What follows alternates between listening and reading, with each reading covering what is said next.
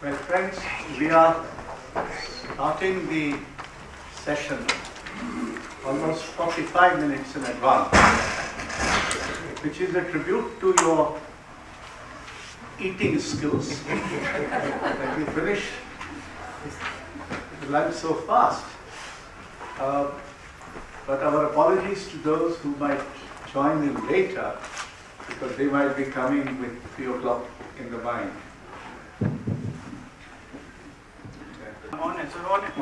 What we have been hearing for two sessions from Dr. BHABHA about Raza, about the issues and the way he has related them all is very interesting.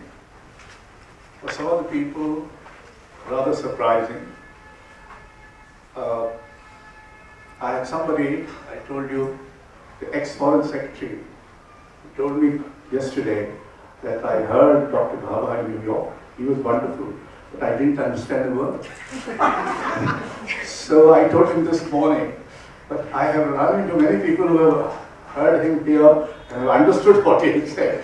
So that is very, very interesting. Now, there are 3 persons, and as Dr. BHABHA has said right in the previous session, it is not necessary to react to what he had said, although it would be nice if people do react to that, but also to discuss the issues which have been raised by him in some more depth and expand them with their own insights. We have, apart from Dr. BHABHA, Ranjit Hoskote, who is a well-known poet in English, and an art critic and an art curator of great eminence. He is also incidentally a trustee of the Raza Foundation. We had Dr. Parul Dave Mukherjee, who is from the School of Arts and Aesthetics in the JNU, the much maligned JNU these days, in spite of the fact that it continues to be, by all standards, set up by the same ministry, to be the best university in the country. So she has headed that School of Arts and Aesthetics, and again is an art critic and art curator. And in fact, she was completing some work, editorial work of some book, when she disappeared for a while, and I noticed. Dr. Naman Ahuja is the youngest of all, perhaps.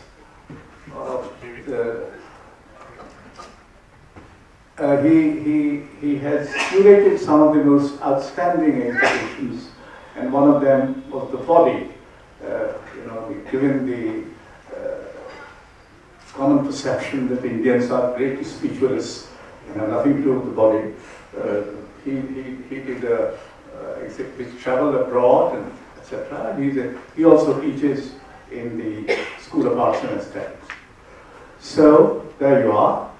Now I thought maybe Ghar ka jogi jogiya, Aan Gaon ka Siddh.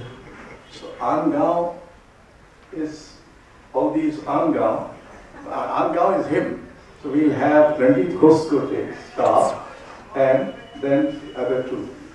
And then the rules of the game, after they have seen their pieces, then they might interact, they might ask Dr. BHABHA to clarify, explain, contest, question or whatever. And after they have finished, then we will open it to the house and you will have the opportunity to ask questions or whatever. So, Ranjit Hoskote.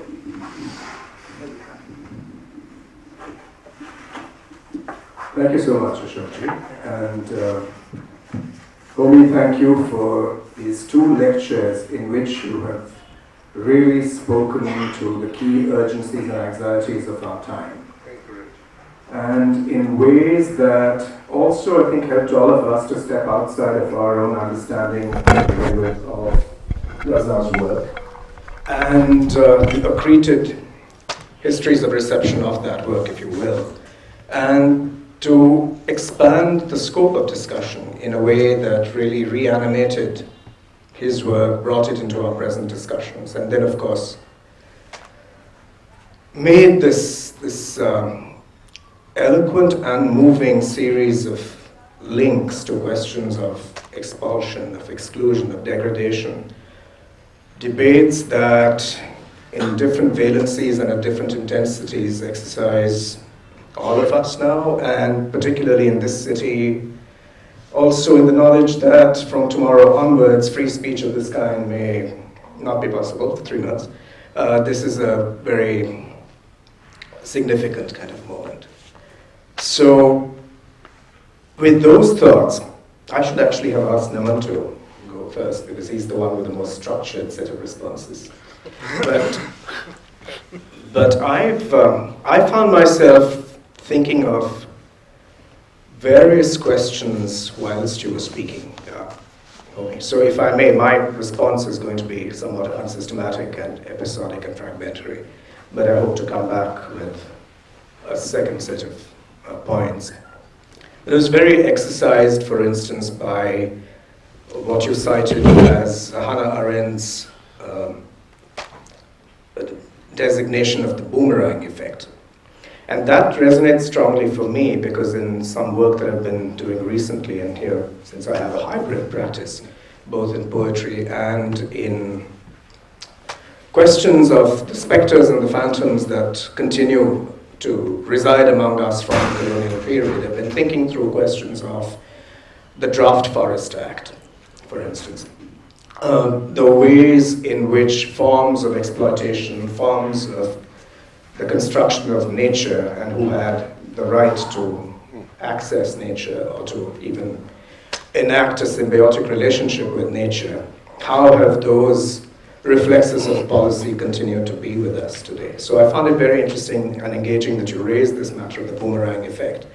And I was wondering if we could see that as some kind of feedback cycle, which begins in a way with the contractarian and proprietarian emphases of the Enlightenment. I mean, the Enlightenment brought us many good things, but it also, as we all know from our own work, had a distinctly sinister and exploitative and dehumanizing aspect to it. A great deal has been said and written about this meanwhile, but I'm wondering if we can look at that particular strand. I'm thinking of the work of our fellow Elphinstonian, Akhil Bilgrami, in the way in which he unpacks these questions of how, by essentially delegitimizing nature as a domain unto itself, by seeing it, reducing it to natural resources, by seeing people essentially as populations to be moved around, and by replacing a knowledge to live by, I'm quoting Bilgrami here, of course, by replacing a knowledge to live by with a notion of expertise, which becomes technocratic expertise. How have we committed ourselves to a form of seeming advancement, to that juggernaut or triumphal car of progress which you invoked? How have we committed ourselves to this in something that seems to be an epistemological loop? Because the same kind of logic that begins with the enclosures of the commons in northern England and in Scotland continues with the expulsion of undesirables, so to speak, to the colonies, to the peripheries. That then begins to be enacted again in the colonial territories. I'm thinking particularly of a German forester called Dietrich Brandis, who is much, he's very well thought of, and there are probably specialists here who know his work in social forestry. So, if you look closely at his work, I mean, he's credited with having reforested India in the 1850s. If you look closely at his work, he came out first to Burma, where he was responsible for transforming forests into plantations, setting in motion a discipline called agri-silviculture, the cultivation of forests, seemingly a paradox, contradiction in terms. But that involved also disenfranchising the communities that had traditionally had access to the forests and their produce. And the transformation of those populations gradually into labor and eventually into a category of itinerant workers who could be penned in, constrained, dislocated, transported at will. And that, of course, then feeds into all the marvelous things that our own state has been doing for the last many decades in the name of infrastructure projects and so on and so forth. So I thought I would bring that strand of history into this discussion, and to see how the boomerang effect could also be seen as a kind of continuous feedback. And then these reflexes, as you said, refined to the point of brutality in the colonies, then get taken back into the institutions of the metropole. So I thought I would basically, as subsidiary stories to this narrative, I'm thinking also of George Orwell's early memoir, Burmese Days, from when he was a policeman. Policemen, Keki, are not terribly popular these days. But this is an originary sort of story, because the one chapter that sticks in my mind is the one where he has to kill an elephant that's run amok. And not because he has any great desire to be heroic, but because he has to demonstrate that he is in fact entitled to rule, to show the natives that he has the power to demolish this vast animal, and by extension, control the vast animal that is the colony. So I'm going to leave these thoughts in play and then pass on to. Would you like to react now? I can do that, or we can go around. How would you want to do it? Should I just? Keep on. Should I make just a quick response? And I thank you, Ranjit. Thank you, and thank you very much for these very thoughtful comments, and they're very much in the spirit of what I wanted. I'd be thrilled to answer any questions, whatever, but really this is a starting off point for us to have a conversation. And these are very much the spirit of what I understand. First of all, I don't know much about the Draft Forest Act, but I can get the drift of the argument, and yes, I do think it's a kind of feedback loop. The way in which that feedback then scales up and adheres to itself other issues is what interests me. And in that context, I would just add the whole issue of mining at the moment. Indeed. In Brazil, the various Brazilian native and Indian tribes have had this major meeting only, I think, yesterday or day before yesterday. They may not call it a meeting, but a huge gathering to resist what is happening, again by the honored guest Bolsonaro, who has, I can't get the statistic, but they talked about it on the news yesterday night after our dinner, that within has he been in power for a year or just over the year? The way in which the Amazonia has been deforested is frightening. So I think that what you raise is very much in the same spirit of what I was thinking about. And my particular interest is in, as you know, this boomerang effect and the way in which it introduces death death and social death and displacement, etc., as a imaginatively possible strategy for actually thinking progress. And that, of course, does take us back to the Enlightenment. Now, of course, there is the Enlightenment, as you quite rightly characterized it, but there was also the Dark Enlightenment, as they called it, that opposed some of these notions of rationality, property, law, and as being indisputable ideological and institutional issues. Now, one of the interesting things about the Dark Enlightenment, if I'm thinking on my feet, is how its whole imagination of measuring the European episteme, if I might call it that, was based on huge regard for Islam, for instance. So there was another move within the Enlightenment, but the Dark Enlightenment I don't think got institutionalized as robustly as the Enlightenment we talk about. And I think that is a very important issue to raise. But a further issue, and I'll leave it at this, is the fact that I think I made the links between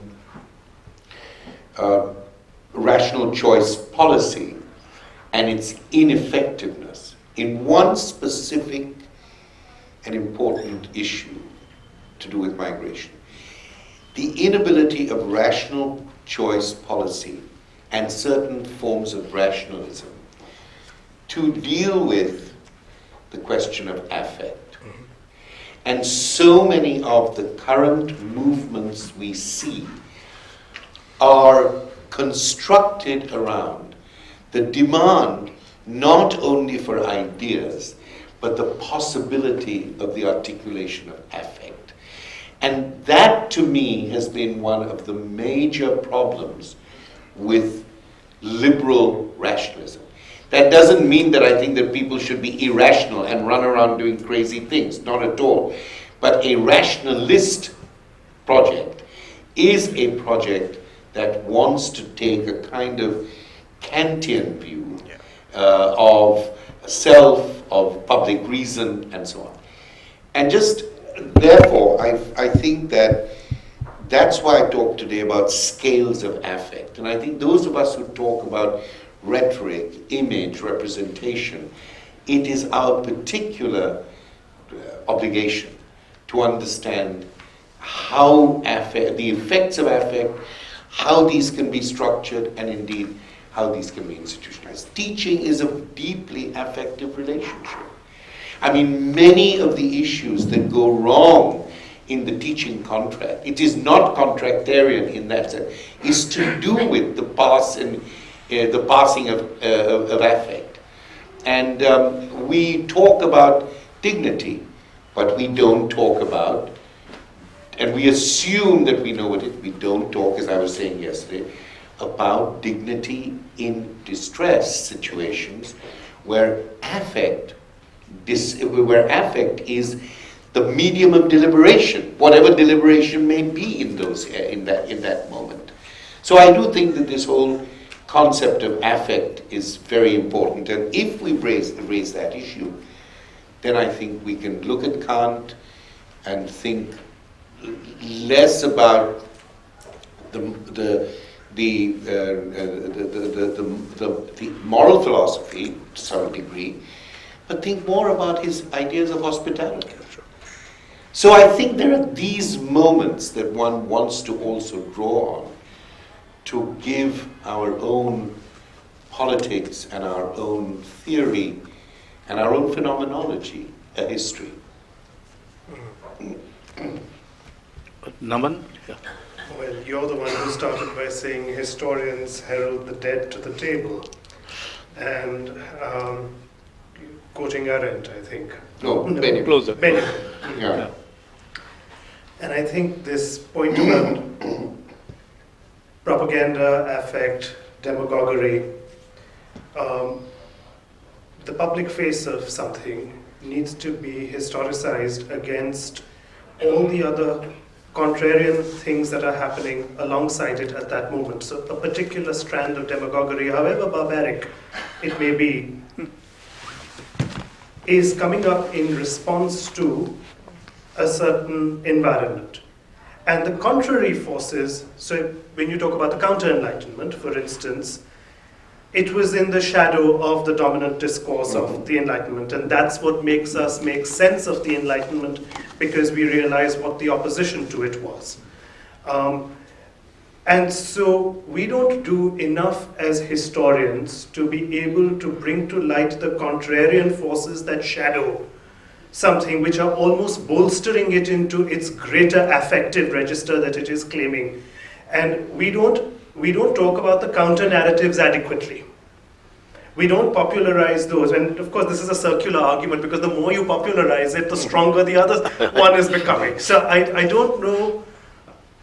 I don't know how this is going to be snapped unless you come up with something completely external as the only ray of cutting through something. I mean, because otherwise, this is a self-fulfilling dialectic that will just carry on. And I don't know, it's just a thought. I mean, it's just a response to this whole point about affect, because I think it is partly in relation to this that we function. So can I just quickly respond to that? See, the one cautionary comment to Ranjit while fully participating in his thought is whether feedback loop is the way to think about it, or whether the boomerang is the way to think about it.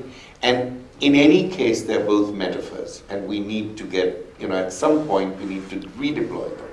So my feeling is around the question of affect. I completely agree with you that we need to think about what you call counter-narratives.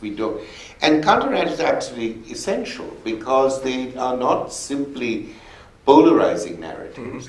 They produce a certain, they are disavowed, they're repressed, they require a reading between the lines. Counter-narratives don't simply present themselves. And certainly in a disciplinary sense, the deployment of a counter-narrative, you don't find the counter, it's not a found object. You take certain strands, as I was trying to say, why not read Kant from the perpetual peace back into the moral imperative rather than this way? It is not usually done. Philosophers would think, why should we read that stuff? We read the solid canonical Kant. So my feeling is that when you read, what I tried to do the first day, and you've seen and this is far from making my talk exemplary, but I'll just tell you how I handle it. By actually trying to give space to what I thought were, in your terms, the more contrarian moments in Raza, and introducing into it, on the principle of alterity, the poem.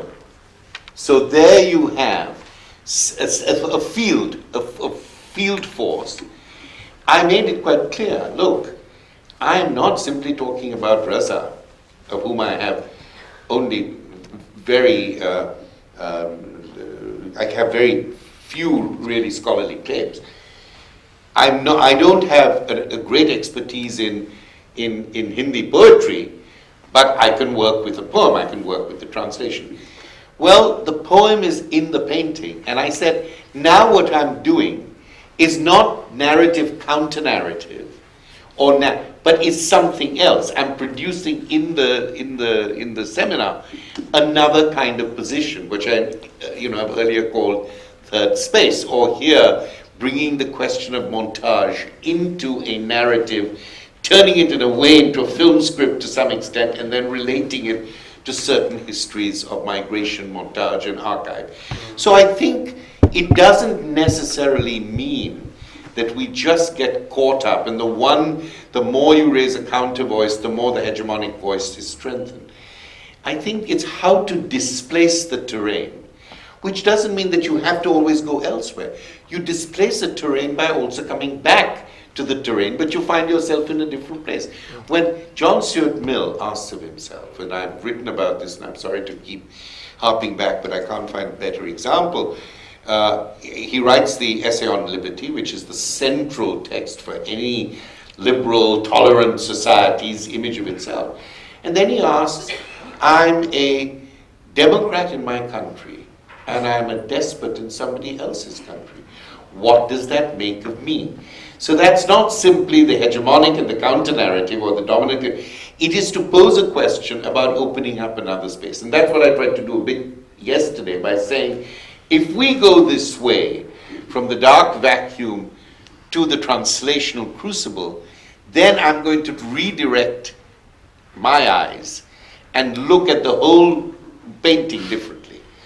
And I look at it now as also something which is an internal translation, a painting as a poem, and a poem as a painting. So I do think there are opportunities which don't lock you into this. And I think there are pedagogical opportunities, you know, as well as conceptual ones. Oh, well, I'll just go back to your talk today and just pick up this very, I thought, compelling point. Closer. You made this compelling point about, tracing the genealogy of violence, migration, to imperialism, to colonialism. And I was just thinking, given the state of affairs in the country today, perhaps it's also important to press it more and take it further back in history, to even pre-colonial structures of power.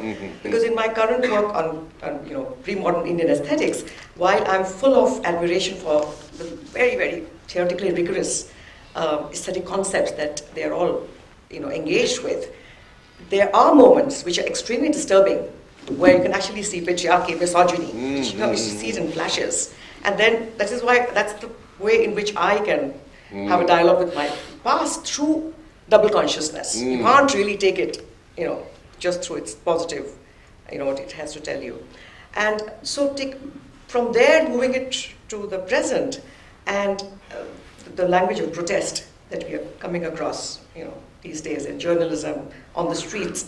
And I was really struck by this whole question of translation that you raise, which is now looking at Hindi as a language, which one can see, the language of protest. Hindi has origins both in Sanskritic, language, as well as Urdu. And it is really interesting today that, just going by what Swapan Das Gupta recently said, that the language of protest that you see on the banners in JNU, Jamia, wherever, are full of Urdu words that today will require a glossary to decode them. So it's this whole question of translation then begins to have this very important political ramifications. Which way are you going to look at it in terms of? And so I just... Well, that's a very good. I need to ask you, why do you think it is that in the language of protest, the Urdu words have come to the fore? Why? Is it because it started at Jamia, and is it because of the constituency of the people, or is it because of the nature of language and affect? Why? Yeah, for example, the word azadi seems to have far more political resonance than any of the Sanskrit terms. They take us back to the Swadeshi discourse, which is really not of today. So I don't know. What would be the Hindi word? Let's ask the poet how he responds to this issue. Why? Two words, Swatantrata and Mukti, which had two different connotations altogether. But, if you look at the entire freedom struggle, there were two trends. Whenever there was some kind of a popular, the language will tilt towards Urdu. Whenever it was dealing with the less popular, but let's say academia, this, that, and the other, it will resume itself. Precisely. But we must remember that the distance... No, but the question is why? No, I'm coming to that.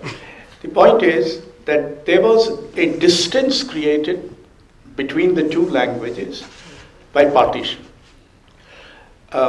Because then it was made to appear as if Urdu was the language of the Muslim. The fact of the matter is, in the last 50 years, one of the major most poets in Urdu has been Raghupat Sahib Firaq, who was a Hindu.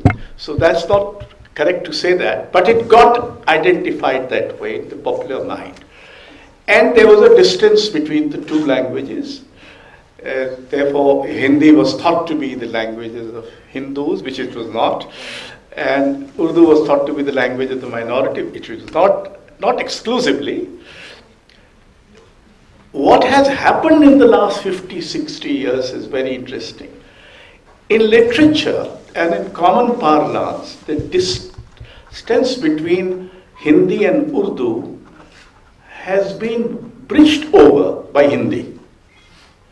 However, it has not been bridged over by Urdu. So what has happened is that Urdu has become more Persianized in some ways.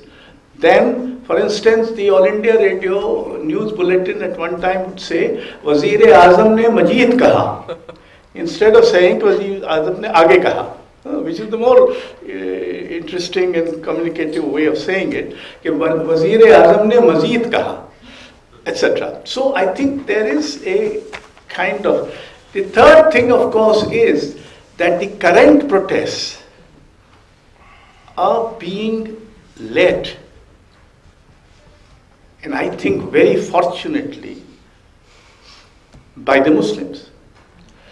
It is not simply that they are now using the same symbols which were appropriated by the Sangh Parivar as sort of items of your patriotism, that is the constitution, the Tiranga, etc., are now being used by them. So in a certain sense, this is a public, I'll give you opportunities. Apuranand is there, he wants to join in, and he will surely have something. I think it is important to note that there is an assertion that this country is ours as much as yours, that this constitution is ours as much as yours, that this tricolor is ours as much as yours. Now, this is something which has a far-reaching impact.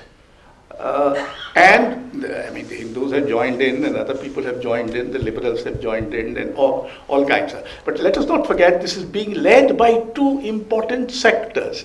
One, the minorities, and the other, women. I mean, almost the first salvo has been fired by by women, and that they belong not merely to the minority community, many of them also belong to the majority community, etc. The notion that, you see, the popular way of saying many things are very poetic. Hum dekhenge. Now there's two words, but it has already become a nara, which means hum dekhenge. But hum dekhenge is a line from a poem. Similarly, आगे लड़ाई है और क्या अंगड़ाई है, अभी तो ये अंगड़ाई है, आगे और लड़ाई है. Incidentally, I mean, because the Urdu language has retained, in spite of all the modernity, its rhythmic structure, whereas Hindi has retained a rhythmic structure, but not exactly in the more conventional, popular way. So that also creates a... But Apuran wanted to say something. Because he... Take this.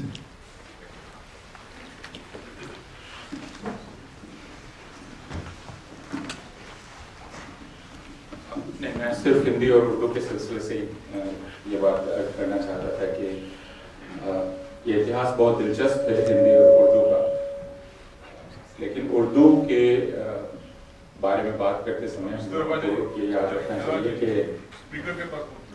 Mic पास कि हिंदी से ज़्यादा आइकोनोक्लाज्म उर्दू में है। अगर आप उर्दू का आरंभिक साहित्य देखेंगे तो हिंदी से ज़्यादा विद्रोही तेवर उर्दू में दिखाई पड़ता है, यौन प्रसंगों में भी और दूसरे तमाम मामलों में। उर्दू के पास जो नाम है वो हिंदी में नहीं है इत्तेफाक। तो उर्दू एक तरह से हमेशा से ही विद्रोह और मूर्ति भंजन और परंपरा को तोड़ने वाली जुबान के रूप में दिखाई पड़ती रही।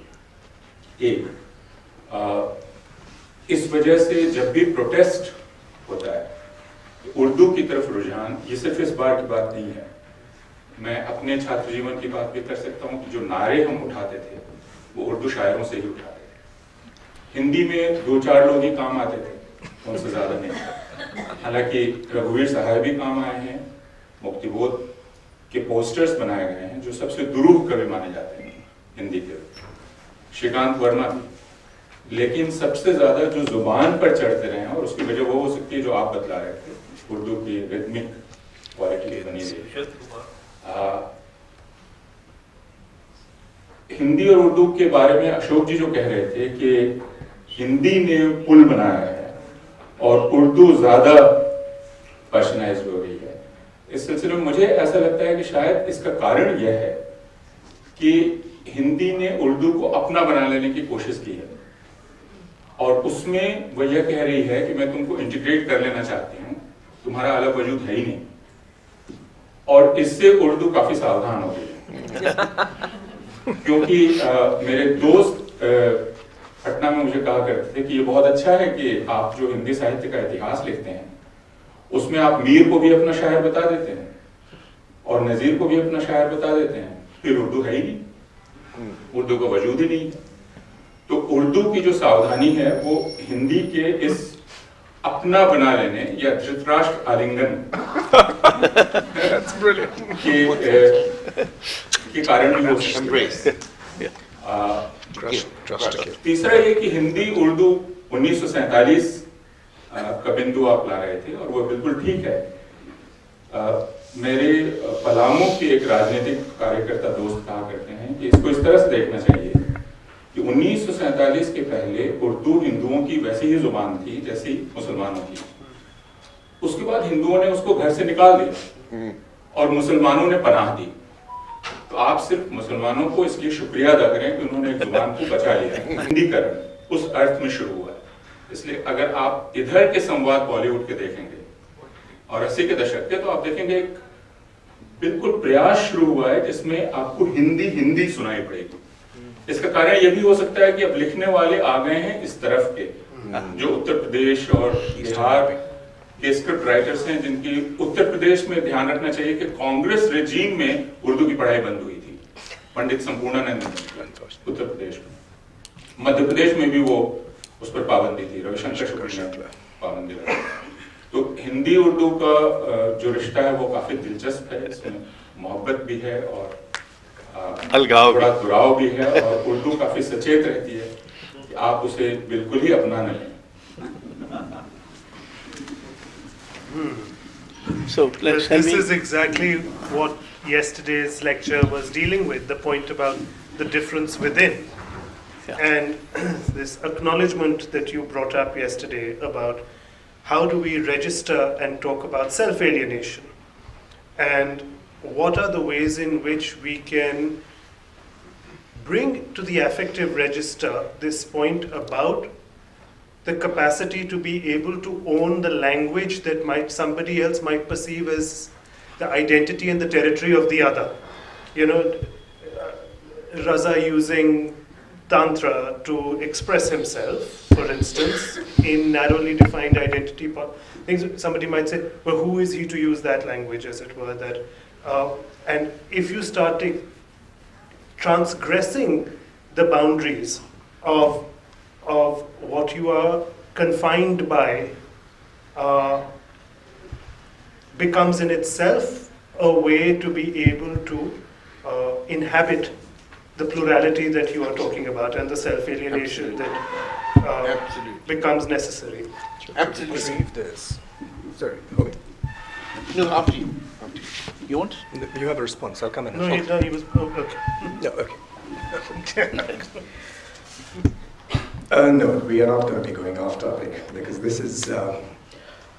I just wanted to remember the exact lines from Pratap Narayan Mishra. Something or the other, Ek, Zuban, Hindi, Hindu, Hindustan. Apurvanand, do you remember the lines exactly? Yeah. Yeah. The amazing thing about that call is that 7 of the 9 words are Persian or Arabic. Yes. Yeah. So, Yes. I mean, you identified partition as the time horizon for this splitting of the languages, but the backstories I've been translating Mir Taqi Mir over the last couple of years, and the more I immerse myself in his late 18th, early 19th century Urdu, I see how much braj there is in it, how many Avadi turns of phrase that have gone out of all these languages. In the same sentence, exactly as the Ritika poets might have done, a move from ironic Sanskritic to Persianate to completely language of the local soil. So it's that incredible experimentalism which seems to also have vanished over the long 19th century from roughly 1810 to 1930.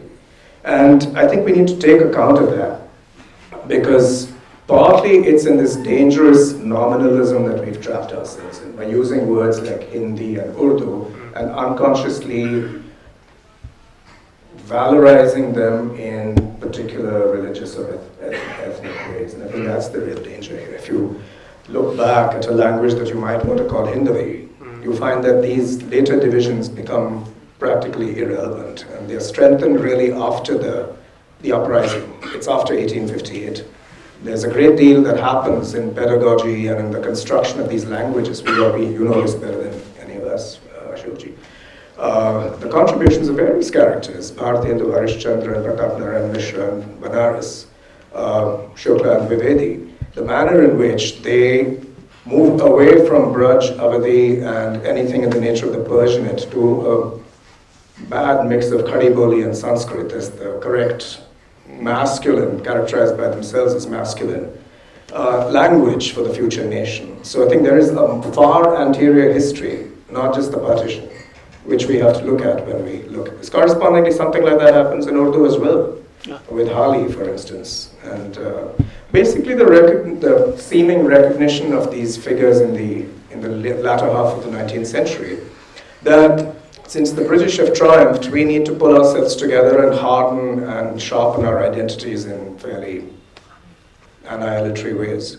So there are longer histories of self-definition at the cost of the other, which come across through all these politics of language. So I just thought I'd annotate that. They're really, really wonderful contributions. I mean, I'm taking so many notes, and it's a relief to be taking notes rather than speaking. So I'm enjoying this thoroughly.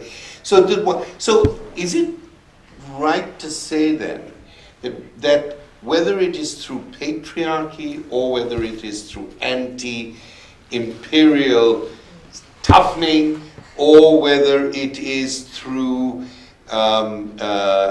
appropriation, all these forms are basically identitarian? So that is the real issue here, whether it's national identitarianism, patriarchal identitarianism, where you produce a kind of hieratic hegemony of what is the norm and what is not. Is identitarianism really the thing we need to think about as an obstacle to what I was calling the cultural translation, or the, as you very rightly described my argument, that it's not only the alterity, but it's the ability to negotiate, deal with politically, psychically, affectively, the anxiety of the alterity. It's not simply, that's why I'm so opposed to easy forms of pluralism. Yeah, I love my, the multicultural thing. I love my neighbor. If I wear a sari, will I be able to kind of, identify with transgender identities? If I don't wear a sari, will I not? All that, I mean, it's not popular because there are a lot of people in schools doing whatever they can do to create a more multiculturalist identity. But having acknowledged that and respected that, I'm saying that it's the anxiety that one needs to know how to deal with it. And I think it's on either side. The anxiety of majoritarian populations with the influx of minorities needs to be negotiated. It cannot simply say, pull yourselves together and read the Universal Declaration of Human Rights, or read the Bible, or read the Quran, or read this, see, in all religions, read the Vedas, all religions are inclusive. It doesn't work. That's why I'm saying, I think what has fallen out is the ability to deal with an anxious politics. And I know it's to do with affect. I know it sounds very airy-fairy, but I genuinely believe it to be the case. Because if you don't have that, and you don't mark that ambivalence and see, then you begin to have these splitting polarizations that we are confronted with today. It's certainly in the States where I live. At one end, you have these horrific populist majoritarians like Mr. Trump and all who can say anything. They can say anything, they can lie to the public, they can literally make up quotations or citations. They can do whatever they want. They can be abusive. I mean, for me, one of the most shocking things was when the American sportsman decided, the black sportsman of color, not only black, Mexican, decided not to stand for the flag, but to kneel for the flag, which is not some kind of violation. It's actually a respectful demonstration. Mr. Trump described them publicly as sons of bitches. That's right. Now the issue here is African American women were treated in that way, as if they were, profligate. They produced a lot of children. The whole there was a whole issue about this. Even in the Kennedy period, when the reports on poverty were in blood. Blacks breed a lot, just like they say in England about Indians. They breed all the time. So this issue of being able to name a community as sons of bitches was so profoundly. So on the one hand, people can publicly say this. On the other hand, it creates an identitarian, complete paranoia about appropriation. This is my history. This is my ethnicity. You have no right to talk about it. You should. And I hope in this country it's not as polarized, because in the States it is so polarized that the more the hegemons unzip their mouths, the more everybody else is zipping them up. And so it's in a very problematic, one is in a very, very problematic situation. And I think that is the true death of cultural translation or the question of alterity. And it's all written in with anxiety. There's such an anxiety around this, and we don't confront that anxiety. That worries me.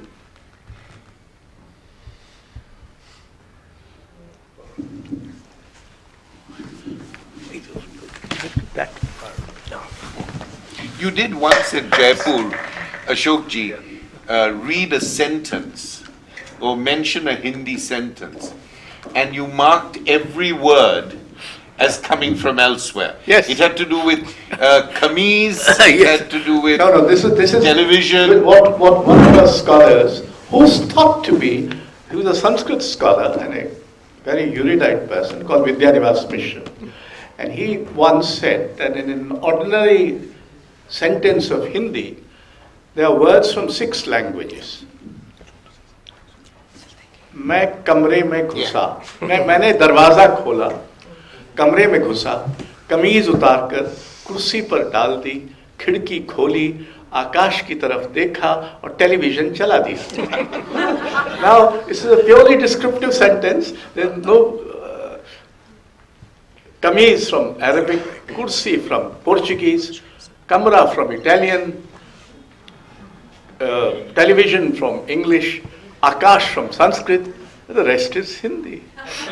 So, when it was said once that they are going to remove all the Persian words, some Sangha Parivar fellow said, and I went on some channel saying, well, what would you do with Ramcharitmanas? Exactly. Because Ramcharitmanas has more than 1,000 words of Arabic and Persian origin. So, I mean, well, that's as you put it, the question of identity. That is the main, the whole business at the moment is, this is our identity.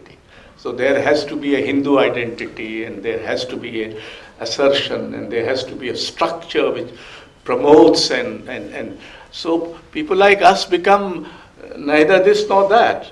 I mean, but this neither this nor that nature is actually what you're saying is the anxiety. But let's use a different word, and let's not give ourselves that negative stance as well. Because this is the most enabling characteristic. Correct. And it is, if it is going to be that, now, for instance, there is a great demand that is on in the world for the past 20 years to develop global art history in our own field, right? To be able to deal with the politics of multiculturalism, multiracialism, multiple identities in pedagogy. How do you translate and transmit that? And what practical difficulties do we have as teachers in coming up with texts as frames of reference to be able to even engage with and create curricula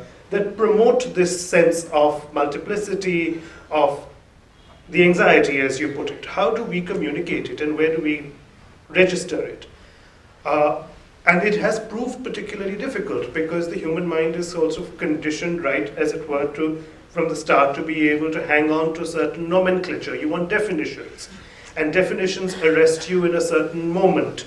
And you don't explain that the definition is actually momentary. You start saying that this is the way the word was thought of in 2010, and this is the way what the word came to mean in 2020, and the word changed its inflection. You don't ever tell anyone that, and it's hard to be able to live in that state of trance, to be able to live in that state of flux, or whatever you want to call it, to know that it is a transitory thing.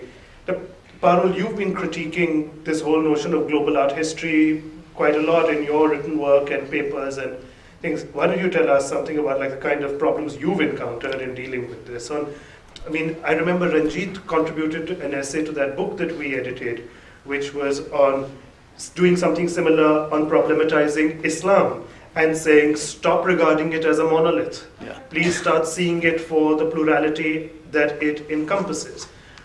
So we've had this requirement to be able to make these words more capacious, to make these, to be able to bring a certain public awareness to the larger meanings that these words have, rather than reducing them to something that can be trifled with and dismissed in the way that it is. I'll also respond to the term that you use, which I think is very critical in global art history, is the word trans. So global art history is really a kind of a new framework which has come up since 1990s. It's in response to globalization and so on. And art historians today feel, especially from Global South, that we can't really, continue with the whole Hegelian historicism. And along with that, the whole transcultural, framework has also come in. But problem with transculture, the term trans, is it assumes directionality. And that's where the politics really is most visible. I would just like to give example of James Elkins's work. He's one of the pioneers of global art history. And he actually takes up a very important problem within the discipline. And he says that there are migration of terms, across cultural contexts. And he gave example of a term called Baroque, which is very well entrenched in mainstream Western art history. And he says these terms in global art history, they tend to travel but only one direction. So you find, for example, a Chinese art historian describing a Han period bronze using the term Baroque because of, for some reason, it's very extravagant patterning seems to resonate with the aesthetics. But can you ever imagine the flow of traffic from that part of the world back to the so-called center, because the word loses its legibility? Or maybe there's also this whole accusation. I think Zen has moved westward a lot. No. Everything is Zen. No? Yeah, but one has to see it not just as a solitary term, it's part of larger discourses. So the question is, do discourses travel? And that's where I also want to work with these two concepts, which I find fruitful. One is, of course, not my concept, is aesthetic equality, which Rancière had brought up, and then later picked up by, or taken further by Boris Groys, where he talks about the whole avant-garde, phenomenon, where for the first time, say after the famous urinal by Duchamp, we reached a possibility of saying that now every object can possibly turn into art. He makes possible that way of thinking, that there's a certain kind of aesthetic equality. I mean, there's nothing which will stop you from saying this bottle is a work of art and so on. So it kind of liberates you from the earlier hierarchy. But to complicate that notion, it's important also to take up the question of discursive equality. Does the discipline give us chance to talk about discursive equality? I think that's where one can see a huge gap between, and perhaps this is something which you must be encountering in your own practice of curating, you and Ranjeev. How do you deal with these asymmetries of context, of frameworks? Varul, but are you content? Are you content to think about equality? Isn't equality also a very freighted term? Why do you think that's where we really need to go to say, first of all, I'm just wondering whether the concept is not profoundly one of similitude. Equality, I was just reading on the plane over from Bombay, from a manuscript on global literature and global cultural. And what struck me was the following. I do use the term in certain specific contexts for communicational purposes, but I am I don't know whether it's a useful term to use at all, personally. And all the polarizations that go with it seem to me not to help anybody. Localism, specificity, as the opposite. So I think it's a polarizing term, not in a flippant sense, but in a deep epistemological sense. But if we think about equality, what are we thinking about? The method of comparativism seems to me the bane of globalization. That people think what we need is a better mode of comparativism, or what we need is an inversion. Instead of using the word Baroque as a translational term, we should use chief and who, whatever that might be, I've invented it, but we should use some kind of Chinese sounding thing, or kush, woo, and somehow, sorry, Naman, I'm clearly upsetting you. My bad manners, my public bad manners are astounding. I apologize to everybody. But all I'm saying is that what we really need to get to is what is the framework? Are we still talking about a framework of equitable comparison? And if so, is that enough? Or is it not? And then, sorry, I just wanted to just say here that I think that if we want to get a grasp on something global, then my view is to start thinking about not themes that cut across, although that is one way of thinking about it: climate change, migration, the death of democracy. You get or comparative fascisms, what we see in all our countries, these so many countries now, or coterminous, but to begin to think how we, at one graph, at one level, at one axis, we do have these things which we recognize, but how the cultural form might be different, which is just my small contribution is to start thinking about montage as a way of dealing with the archive. Now you might say, well, montage has this very specific history. It is a concept of development, and my attempt would not be, I'm not a slag at inventing new terms. That's one of the things I've learned how to do to my own. That's why nobody understands what I say. But it is something but I think that it's that I'm interested in the difference within. I'm interested in the inner differential, because I think that's the most complicated thing. So I want to think about what would an equality be where an inner differentiality would be deemed to be the untranslatable in the Benjaminian sense. No, the untranslatable. Yeah, so for me, comparativism is most, potent, useful as a category when it is non-essentialist. Certainly, the idea is to, as you're saying, shake the frame. So idea is to shake the frame. It's not to deal with a given difference and then compare it with another set of differences, but to kind of relativize the difference itself. So it's like difference with its own self, not difference between two stable objects A and B. So that's the way in which I use comparativism as a very useful kind of a framework. I understand the dangers, the pitfalls, which you are pointing out, which is kind of the conventional comparativism, certainly. And the other problem that one has to deal with, dealing with radical difference, is you also have to come back to translatability.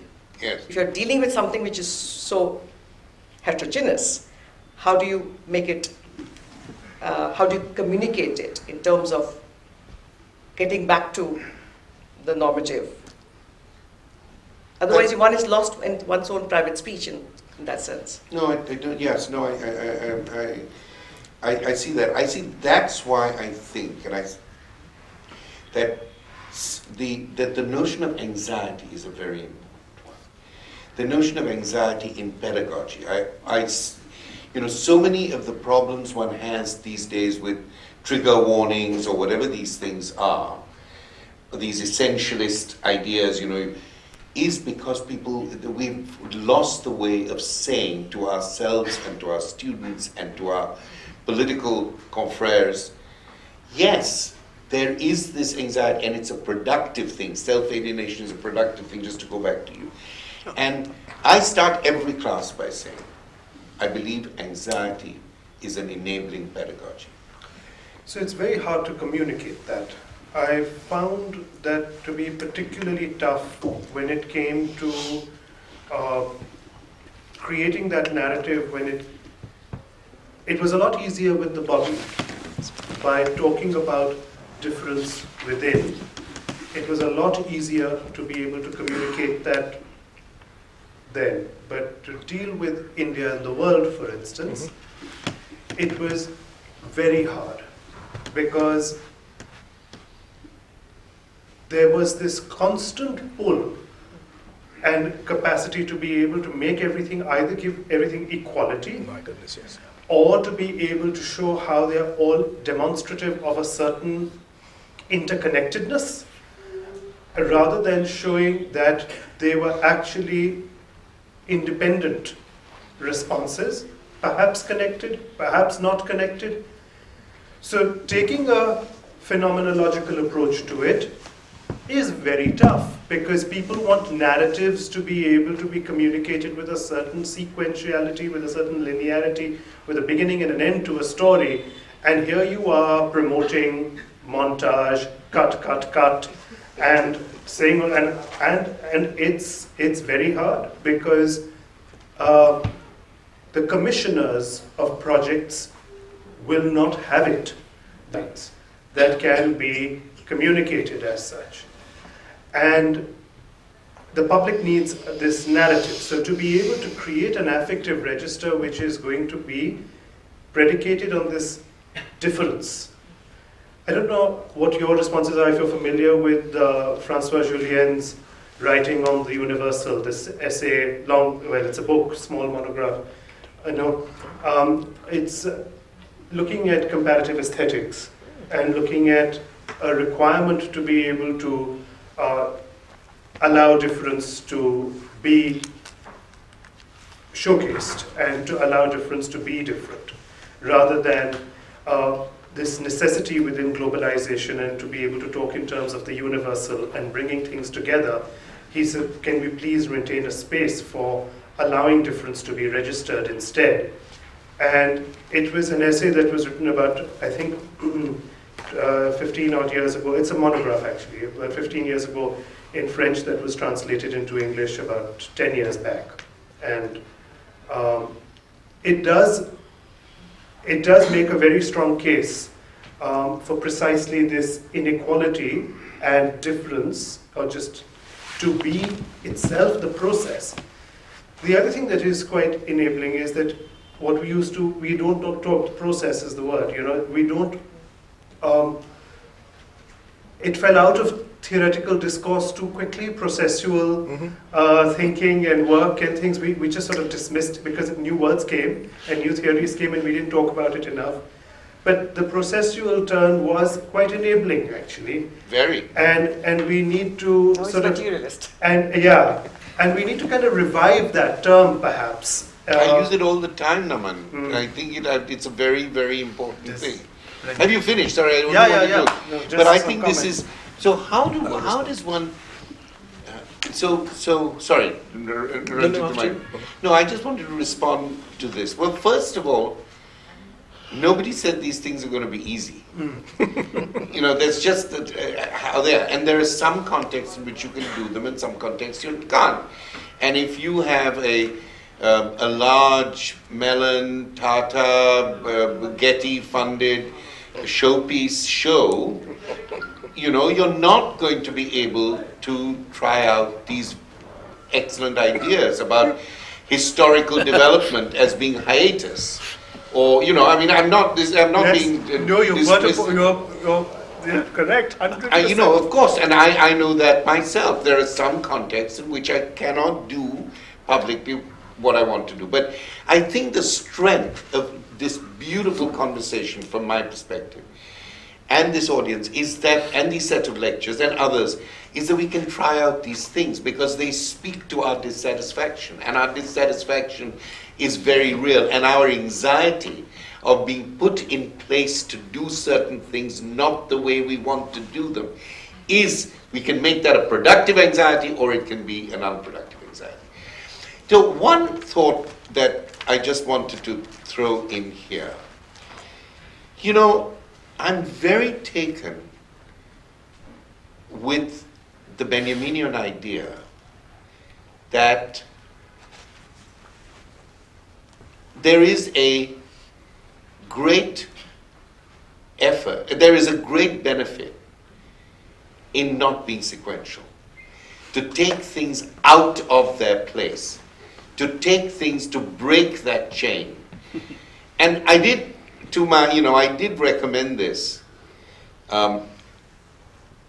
to a curator friend, and it was interesting to place a major American, very major American abstract expressionist with an Indian artist. So we're having conversations, who should we place? And the response to this thing, it was quite interesting because I, on the one hand, had this was just an internal issue, but people who knew that I'd recommended this wrote very nicely about it. And then I turned on the radio and NPR and so I said, actually one of the worst decisions was placing this American artist with this significant Indian abstractionist, because that took it out of context. The Indian artist should have been given a whole contextual space in the tradition of the magicien de la terre idea. And I thought, there is an argument to be had about it. In a dominant culture where people may not know, but I don't want to go into the details of it because it's a curatorial decision and it's now on the walls for a long time. But it does seem to me that I'm sure that I gave the best interruptive. So when people now see it, they say, who, what, why, where? That's one mode of inquiry. Or the other mode of inquiry would be, And I don't like Now, sometimes we're forced to do the even in our syllabi. But I'm teaching a course next semester, called Constellations, where I put a whole range of things together, one legal text, one literary text, a work of art, the biography of a potter. You know, I try and do that because I think, and of course I'm permitted to do that, so therefore let me say I'm permitted, the institution stands with me, I can do it. But I think that those sorts of, even small steps of that kind, allow us to do what we want to do. And of course, difference can never be represented in itself. The whole nature of difference is that it's virtual. But what we can do is to provoke the discussions that come out of creating that in-between space. But not if you're doing a major exhibition.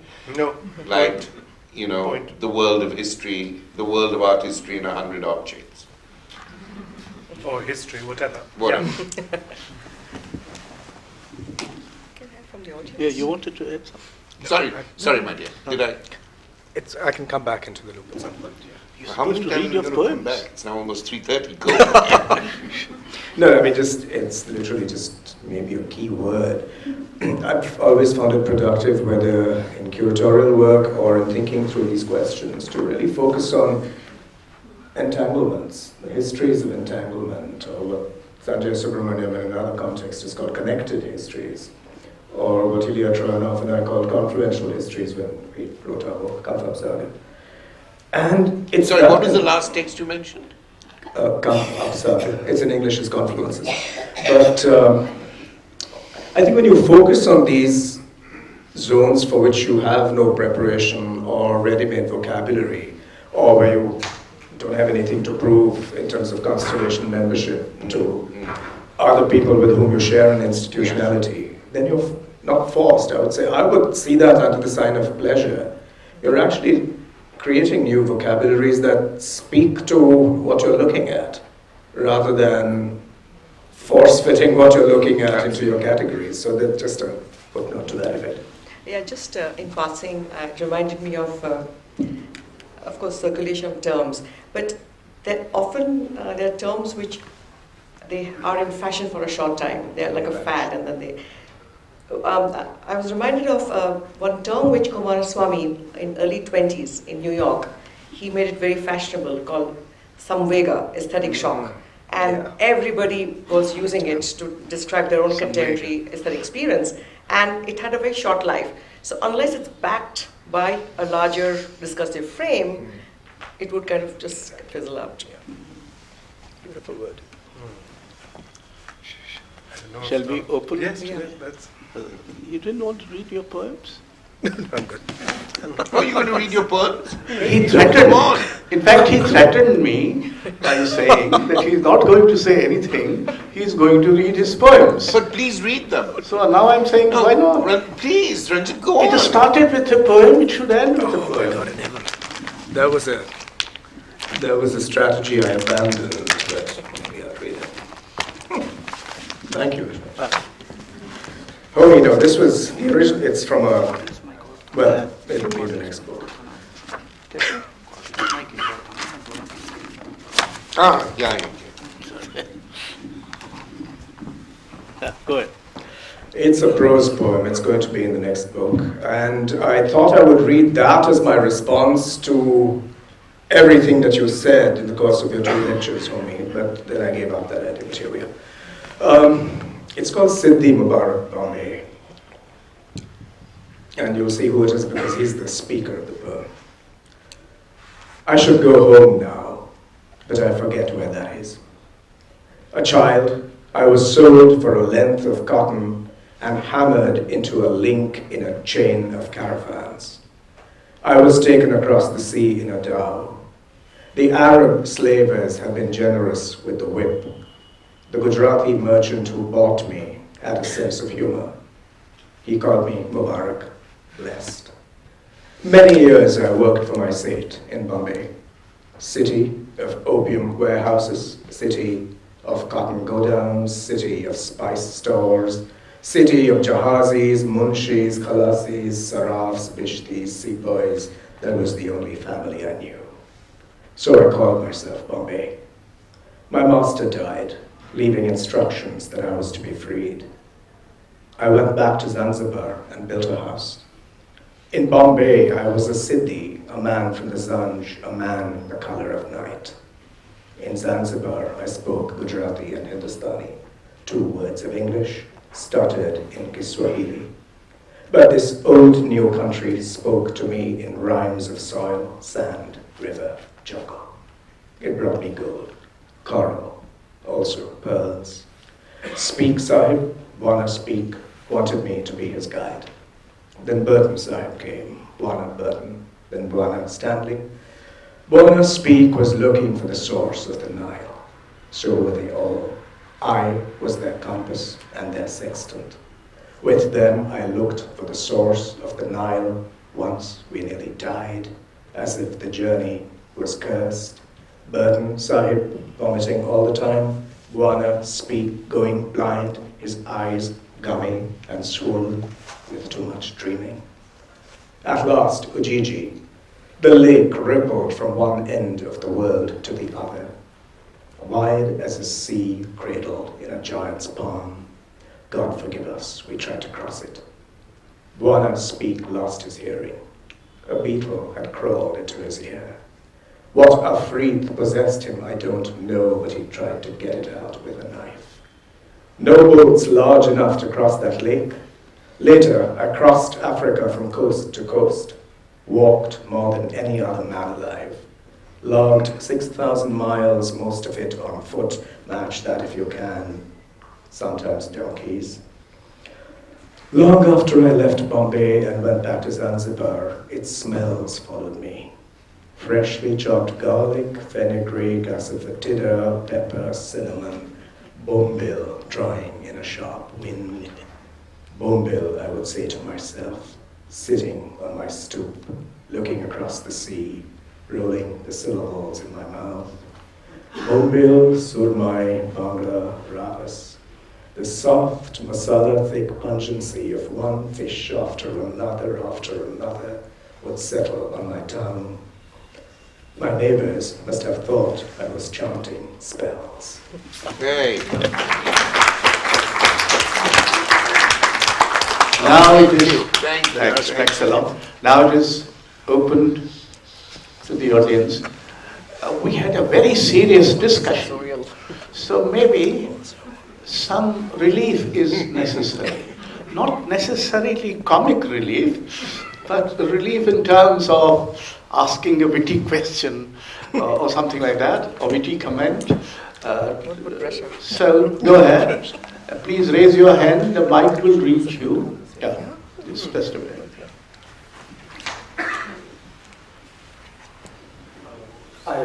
You don't look like a person who's going to ask a witty question. Yeah, Okay. Go ahead. My name is Subhash Varma, and I have been present with all of you throughout the talks. I have some points through which I would like to understand what has been told to me. First, give 1 or 2, because there's not enough time for all the 7. No.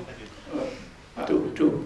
A quick one. For instance, identity is a prison opposed to the concept of possibility. This is what I wrote on my own. Then I second wrote as words are imperfect symbols of what they represent. So these two things have made me anxious about understanding your positions. It has made me anxious about understanding your position. The third point was human mind strategizes to understand things, so they need anchors. Something that I can understand, I'll say this is in this category. So categories are important to understand. So you can't escape that. Then, human minds are never rational. We think we are rational, actually we are never rational. So these are anchors, and the notion of anxiety, and now help me in understanding the difficulty that you are facing and how we are going to fight our own nature. So want to I think find it's a your own contribution. I think it's a comment. This is a comment. It's a comment. I think. Yeah, It's not that's really a right. So it question. doesn't breed an answer. Yes. Again, brief, please. Thank you so much, Professor Raza. You mentioned about the ambivalent existence of citizen and refugee. But that also invites us for a foundational interrogation of the very discourse and practice of citizenship, building on Hara Hare. So it is in that context, the journey that you have begun also calls for a deeper cross-cultural dialogue. For example, in the Indic tradition, there is a notion that we are all children of earth, putraham prithibhyam. We are what? We are all children of the earth, putraham prithibhyam. It's a very We're all children of the earth.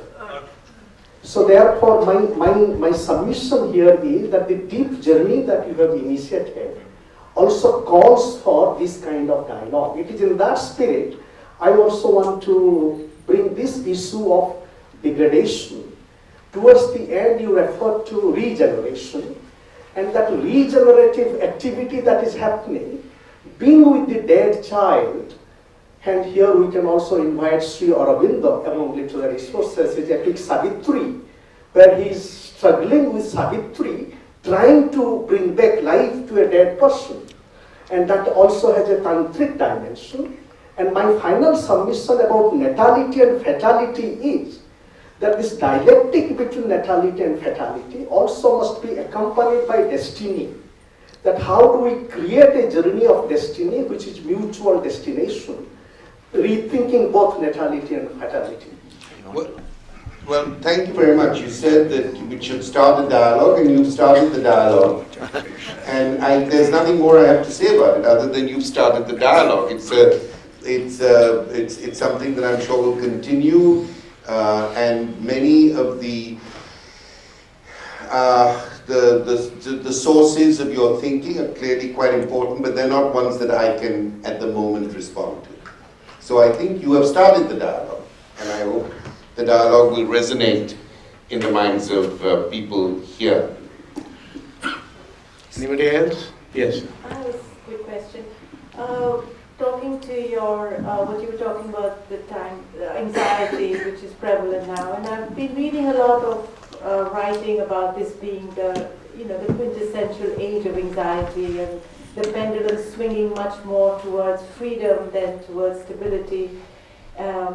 What do you think about the role of social media in all this, of not spending time by ourselves and just not having the slowness of time to fall into one's sort of deeper self? You know, I don't know about the deeper self. That's not something I can comment on.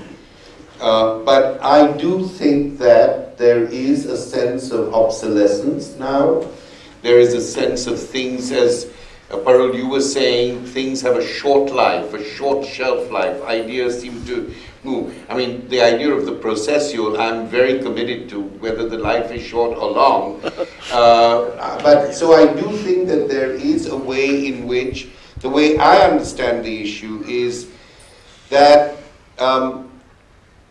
the forms of communication, not always, but rapid communication, are quick, instantaneous, and immediate, and often don't give you a time for reflection, but mostly is the question of rereading. For me, that's important. It's not so much falling into silence, but wanting to take the time to reread. I mean, I remember I did a syllabus once, and people said, now you've got to change that syllabus because we're making it a 2-term course. And I just said my syllabus. I just said every book will be read 3 times, and which I did. Then we started them, and then in the middle we turned, and then we worked backwards. So to me, frankly, that's the issue. I don't know about communicating with my inner self. I think I have a rather shallow inner self personally, and I've never really quite come to terms with it, quite honestly.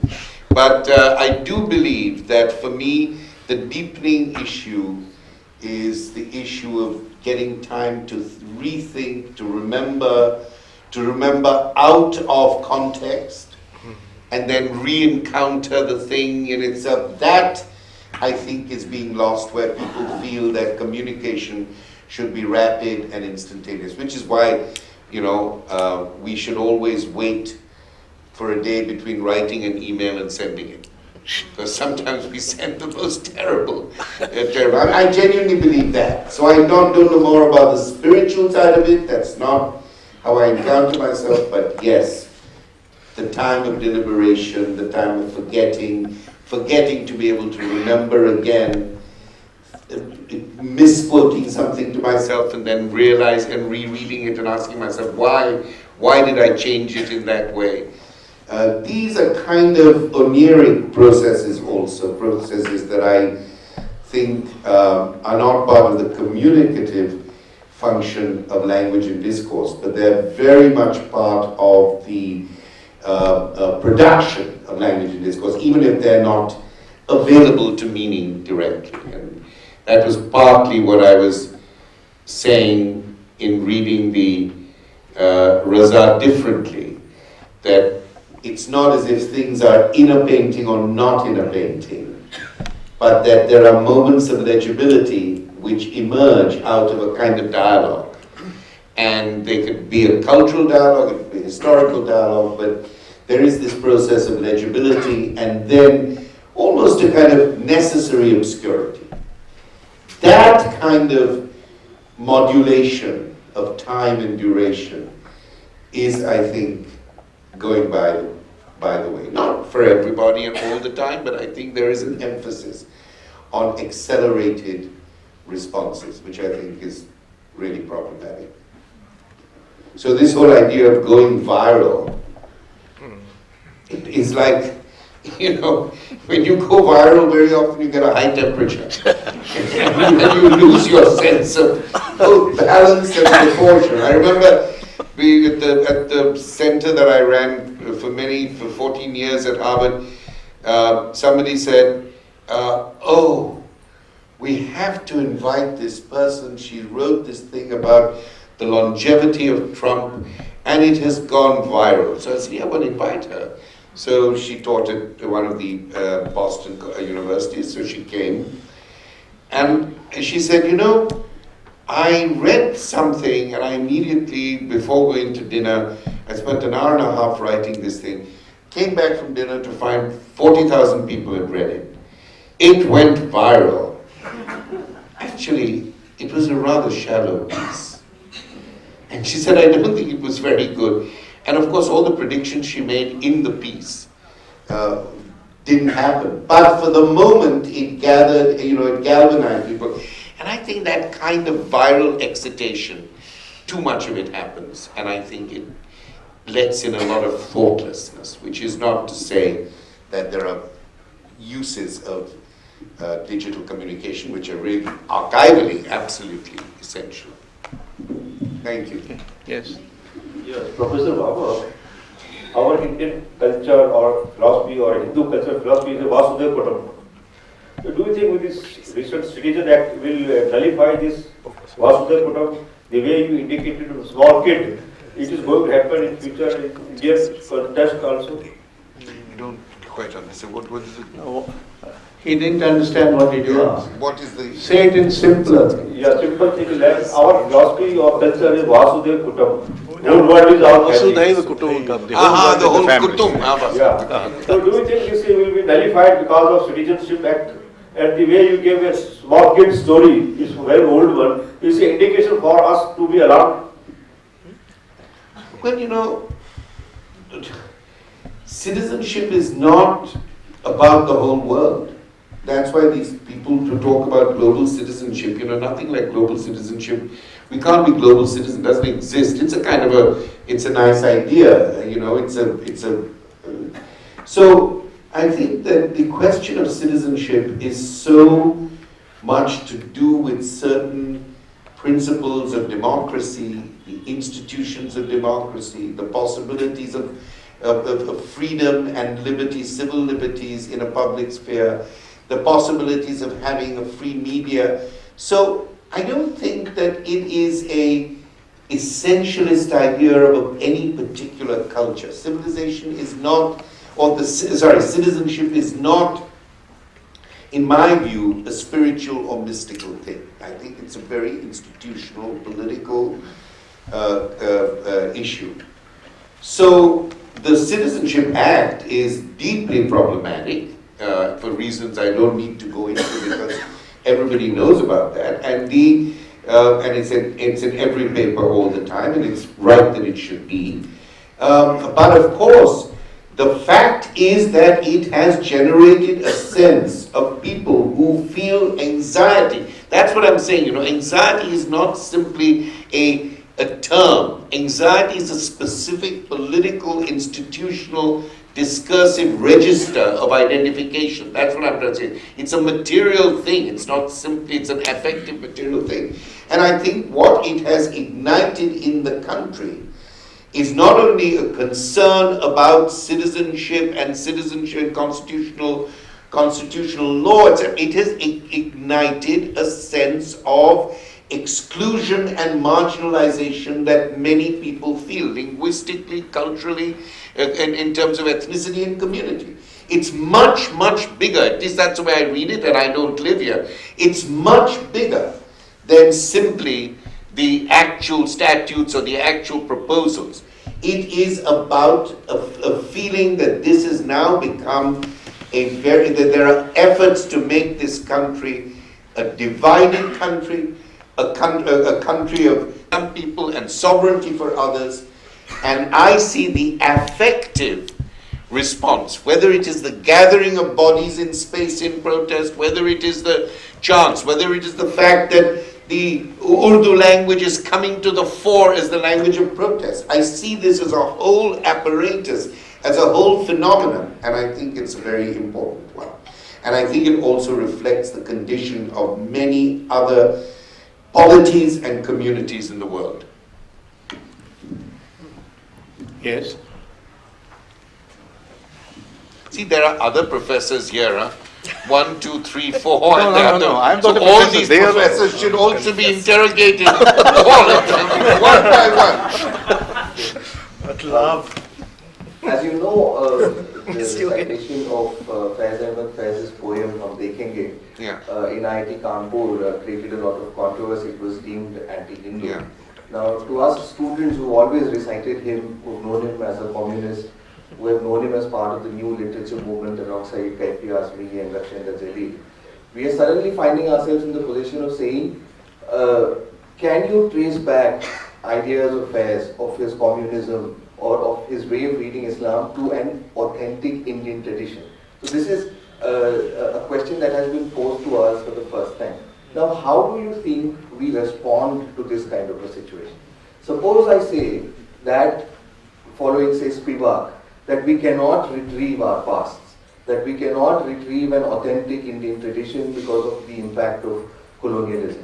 But if we look at how Faiz himself uses communism to fight a theocratic regime in Pakistan, at the same time he is drawing on what is a Western idea to fight a dictatorial regime. And this is, I am not critiquing Hinduism or India specifically. Salman Rushdie faced a similar problem in Pakistan when he was disavowed, despite the fact that he is or was a Pakistani citizen. So in this, I don't think he ever was. He returned. He's an he was I think an Indian citizen. Yes. He may have got a dual citizenship, but I think he was an Indian citizen. Yes, but yes, he was disavowed in Pakistan also. So there is a certain inability to deal with thinkers if we are unable to locate them in a so-called authentic Indian tradition. So how do we then respond to this? Because much of the anxiety is in the ability or inability to find authentic Indian tradition. I think this is a superb question, but let's start from that end. Can I? Because I'll forget. It's a really, really deep and very important question. Well, I think the real, I mean, if you believe in decolonizing, phenomenon, and I think it's very important, at least for us, to assert that for everything that happens in the present, you can't find a past, precedent. And the sign of real confidence is to deal with absences. So what if he didn't have? It's part of something which is part of modernization. So I think it's very important to make that difference and to say that this question, all the lines cannot be traced back to some, golden past. The way to answer that question would be to ask somebody to define what they mean by authentic and locate that authentic. Because historically, every moment has been one of contamination. There has never been a sense of purity that has ever been. So wherever, the more you probe it, the more it will unravel. And luckily there is more than enough material to be able to never be able to stick to any notion of authenticity. So the fact that the land belongs to a certain people and all the rest of it is all a load of rubbish, because that has always been a changing population, and that any person who's ever been in any land has always been a refugee or a migrant who has come into that space. So that's a historical given. So the question is that with regard to something else that you were saying there with the Citizenship Act, it's choosing to define these categories in the name of religions. It's choosing to define identities not by my genetic makeup, or not by my language-based makeup, or none of those, not linguistic, not racial, but actually religion is being used as a means to categorize. You could have used any other means to categorize. Red, blue, green, and purple could have been methods of categorization, but you've chosen to use religious nomenclature. Nobody has questioned how many people have started questioning why this particular line of categorization is even being brought in. Is this even a valid method of categorizing people? You can't accept it that it's all right, because the fundamental method by which it has been done, the categories themselves, are something which are quite questionable. Why categorize this way when you could have categorized on a completely different method? So I think authenticity and linking it with religious identity, and then you end up with doing things that you hadn't actually intended, and it just becomes normalized in the way we think about it and talk about it, not quite realizing what it is that we are saying, because we're not imagining we're saying something prejudiced or bigoted, but in fact you are. Just because of the vocabulary that you're using to be able to say it, and it seems innocuous, but it isn't.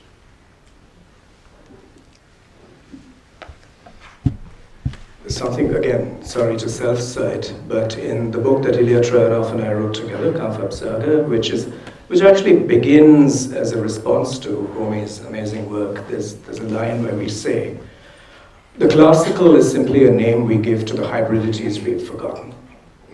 Whether you think of Winkelmann, thanks to Winkelmann, we now imagine that ancient Greece had architecture that was blindingly white. This is nonsense. It was polychrome, it was painted. We have the impression that we have always had these incredible icons of the Hindu gods. Go far back enough and you'll find that they first appear on Kushan and Indo-Greek coins. Two examples out of a vast archive. That would be one way of responding to these detractors. Don't fall into that trap. You don't have to prove that there was an authentic Indian tradition, because there wasn't one. Yeah? They're setting the rules of the game and you're falling into them, so don't do that. The second part of it is to go to the poem. And here I would again go back to what HOMI just said, rereading. You need to read the poem, not just to see it as a bunch of slogans for you or to be detracted by the other lot. Yeah, what is that poem saying? I mean, hum mehkoomon ke paal tale dharti dhadkegi, right? What is it? Who is speaking that poem? I mean, there's one way of seeing it as Bilal, who was the first herald, and the Prophet chooses a former slave, an African, to march into Mecca and to begin the revolution against the Quraysh, right? So what Faiz is doing in that poem can really be seen as privileging the voice of the enslaved person, the formerly subjugated, the subaltern. And when you go to those lines which are supposed to be anti-Hindu, why a poem that's set in the early history of Islam should be anti-Hindu? I mean, that's farcical. In any case, it speaks to the stupidity of the right wing. Anyway, so you need to parse those particular lines, and when it comes to the crux, what is the great motto at the end? What's the slogan? It's An al-Haq. That is not Orthodox Islam. That is basically Aham Brahmasmi, if you want to translate it to Sanskrit for the benefit of your friends. It's something that Mansur al-Halaj says, and he's executed for saying that. Yeah, it's a Sufi pronouncement. So you need to unpack this poem in precise ways and not fall into traps that stupid people make for you. Stupid and dangerous people. I think these are my colleagues have really, really nailed this very important question. They've done. I just have very little, and of course we've had a historical perspective, we had a conceptual one, and we have this deep phenomenological and linguistic and historical response. Only one thing I'll say is that, as Ranjit beautifully put it, these stupid people, when they ask you these questions, and one does get asked very difficult questions, which may be badly motivated. I learned a great lesson from the psychoanalyst Jacques Lacan. The lesson I learned was this. He said, when somebody asks you a question, don't ask yourself first, what does this mean? Ask yourself, why is he or she asking me this question?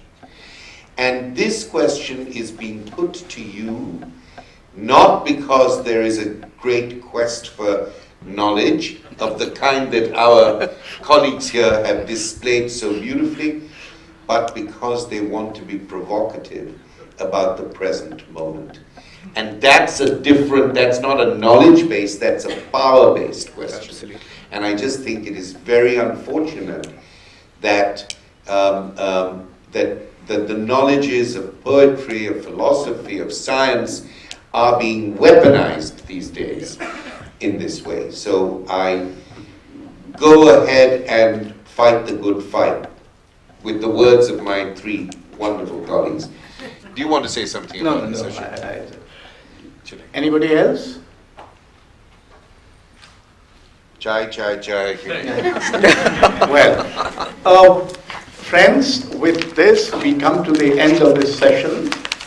Of course, on behalf of the Raza Foundation and on my own behalf, I thank Dr. HOMI BHABHA for the two wonderful lectures and the lot of questions and discussion that he was able to provoke.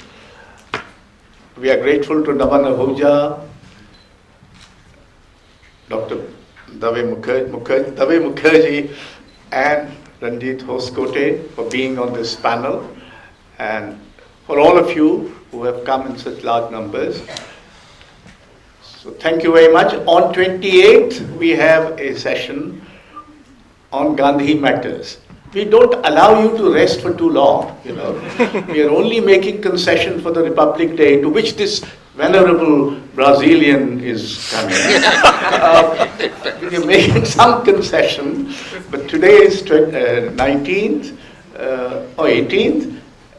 On 28th, we have in Gandhi Matters, Bharti Adhunikta Gandhi-Nehru Samvad. And the speaker will be Dr. Purushottam Agrawal. So you're most welcome. It will be held upstairs. Thank you. And now have tea, and you can go wherever you like.